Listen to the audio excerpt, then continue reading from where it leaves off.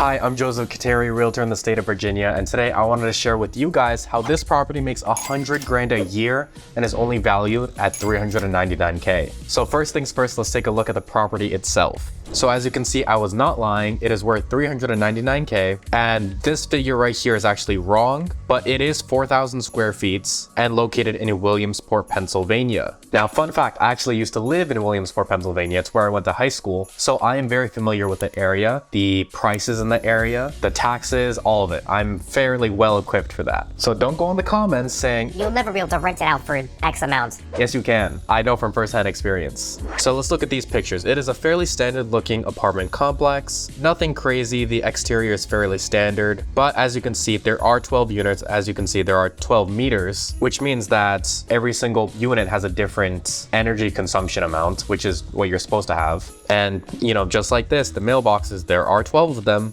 And the homes themselves are actually fairly well made, well renovated. It looks gorgeous on the inside. Obviously, there is like some tape right here. I think it's slightly unfinished, or they're doing their finishing touches. But overall, yes, it is a very small unit. I'm guessing 500 square feet per unit, but they seem to be in pretty decent condition. You know, you have a full bath. There is parking. That driveway might need to be, you know, redone a little bit, but there's even some storage as well as a dumpster.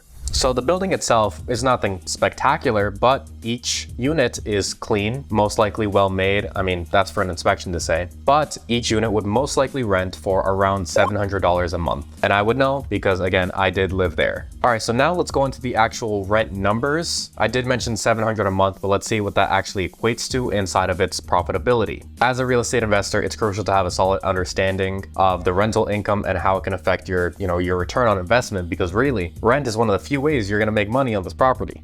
I used to use this one, and honestly, for single family homes, I still use this one. However, once you get into investment properties, it simply doesn't have all the values that I want. So I switched to this app called DealCheck. It's a lifesaver. It says basically any and every calculation you could ever want. I am not sponsored by them, but if anyone from DealCheck is watching this video, please reach out to me. I love your app. I use it every day. So please, my DMs are open. So this is what the app actually looks like. As you can see, I was just doing some random calculations here on different properties. The reason I'm showing this is because I don't have any clients for any of them. These are all just examples. But here is the home in question, 925 Ellinger Street. And the way this works is you just click add a new rental property. As you can see at the bottom, they have different sections such as rentals, burrs, flips, wholesale, but I'm doing rentals. Import property data, and you just type in an address and it pulls in from the public records all of the tax information, the estimated insurance, utilities, stuff like that. It even tells you how much they think it's valued at and how much they think it could rent for. This in total is incredibly user-friendly as long as you know how to read the numbers correctly. And it really helps me have some backing to my decisions, because a lot of the time my gut instinct on just the very basic numbers will be good, but this is an extra layer of security, basically saying, yeah, those numbers are good and this will work out.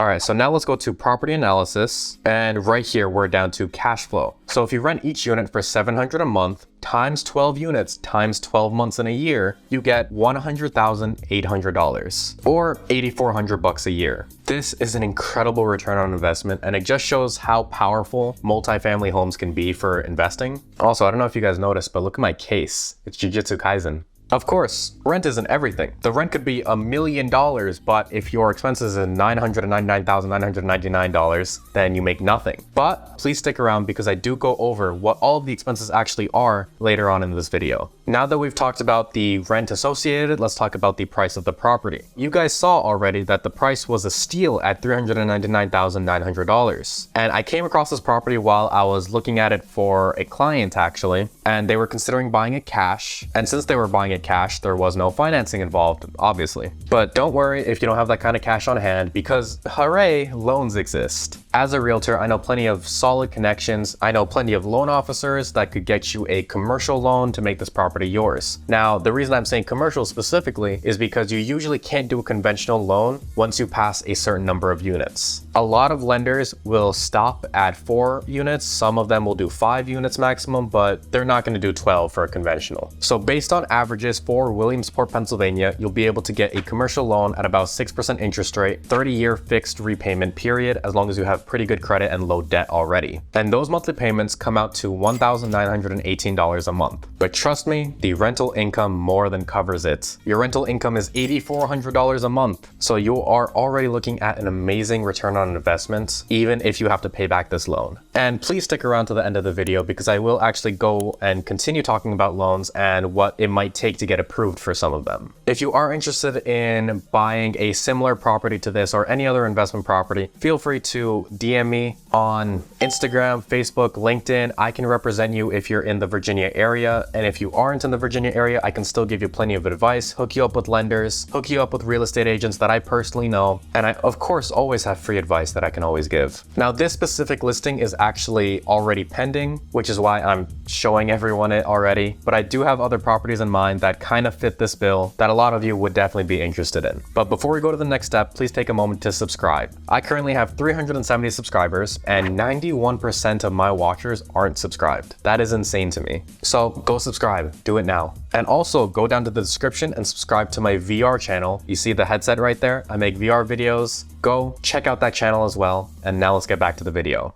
All right, so now we're on to one of the most important aspects of all of this, the expenses. Now, when it comes to expenses, it's very important to understand where all of your money is going. That's kind of the whole point of all this. Back to the screen recording. Let's go ahead and look at the gross rent, $100,000, crazy. But the very first expense that you're gonna see listed here is vacancy. We can't expect that all 12 units are gonna be filled 24/7. That's just not realistic. So a 5% vacancy is generally what I recommend. And that 5% vacancy is if you hire a property management company. If you're dealing with it yourself, maybe 10%. But we're intending to hire someone, so 5%, which is $5,000 a year. Then we have all of our operating expenses. So let's delve into what those are. Your taxes are going to be $7,000 a year according to what's public records show. Your insurance is going to be $1,750. Property management, like I mentioned, is around 10% of the rent, which is almost $10,000 in this scenario. Then you have maintenance, another $10,000 per year. And you know, that actually might be on the low end sometimes. For example, if a tenant accidentally floods their entire unit, that could be a lot more than $10,000. However, that's what the insurance is for. I just had a client of mine flood their house with 6,000 gallons of water, and they only had to pay $1,000 for their deductible because their home insurance covered everything else. Then you have capital expenditures such as repainting that driveway, you know, filling it in, maybe expanding a little bit, $5,000 a year as well. So all of these expenses in total amount to $33,524. But there is one more thing that you have to pay, and it is your loan. You most likely are going to get a loan for this property unless you're a cash buyer. So your loan payments for the entire year would be $23,000 or roughly $2,000 a month. And that brings your total cash flow to $39,219 per year. Or if you don't use a loan, it is actually $62,236 per year. Now, to put those numbers in perspective, the average US citizen makes around $45,000 a year. And since a lot of this is most likely going to be through an LLC, you're going to have, you know, tax deductions that take place. So that $39,000 could be more reflective of maybe $45,000,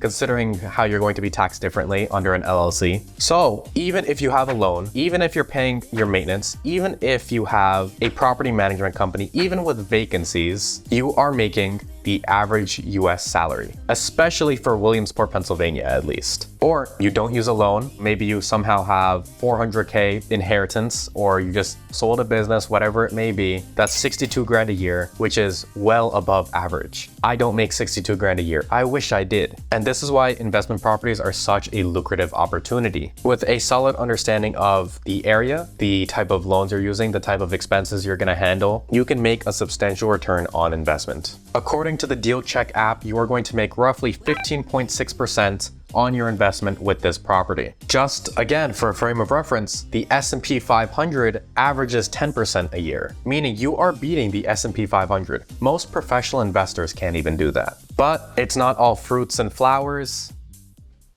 Wait, what? But it's not all just amazing, perfect, you know, gummy bears, whatever. There are cons to this. Specifically two that I think everyone should consider right off the bat. First is the cost of the property, and the second is the financing. So for the cost of the property, the price tag is $399,900, like I mentioned, which definitely seems really steep, especially if you're a cash buyer. You know, most people don't have $400,000 on hand. I definitely don't. If people had $400,000, usually they'd buy themselves a house. So most people, I'm guessing, are going to use financing, in which case a commercial loan is your best bet. And it's important to keep in mind that commercial loans come with their whole own set of requirements compared to just conventional loans. So please talk with lenders that I can hook you up with, and just be fully aware of everything you need before you make a move. Now, you can use something called DSCR loans, which basically means there's no papers required, there's no income history needed, they don't look at tax returns, they look at the potential of this investment property specifically, but interest rates are going to be higher. For this property specifically, it might not be an issue if, your cash flow still works out, but that's just something to keep in mind. Now, the second con is going to be the appreciation of the property, or lack thereof. It's important to do your own research before investing in any specific area or real estate property, especially if you're banking on appreciation to heavily increase the value of your investment. In this specific case of Williamsport, Pennsylvania, the town has actually been in a steady decline in population for about 40 years. Now, I can't really say anything past that since I am a licensed realtor, which means that I can't really persuade you to not buy in a certain area or anything like that, since that's definitely an ethics violation. So all I will say is that there is this website that I frequently go on to research cities. It is called citydata.com, and you can just type in any city in the world, such as Williamsport, Pennsylvania, and every single fact known to man will come up for this specific town. Now again, I cannot persuade you not to buy in certain areas. That is a big no-no on my part. Do your own research, come up with your own conclusions. That's all I can say. So there you have it, the two main cons. Not everything is, perfect, amazing all the time. But I think it's also important to know, are these cons crucial enough to persuade you from not buying this property? It's all about weighing pros versus cons. That's really all it is with any property known to man. So just make sure you do your own due diligence and weigh in all of the factors on your own before making a final decision. So by now, you should have seen how this property makes $100 grand a year. Anyways, this channel is all about making educational and entertaining finance content. So subscribe down below and hit the bell to receive updates on when I upload. And don't forget, go down to the description. You can DM me on Facebook, Instagram, LinkedIn, or even TikTok, and I will respond to everyone. I always do. Whether you want to buy, sell, or lease a home, no matter where in the world you are, I got you covered. All right, that's all I got. Have a nice day.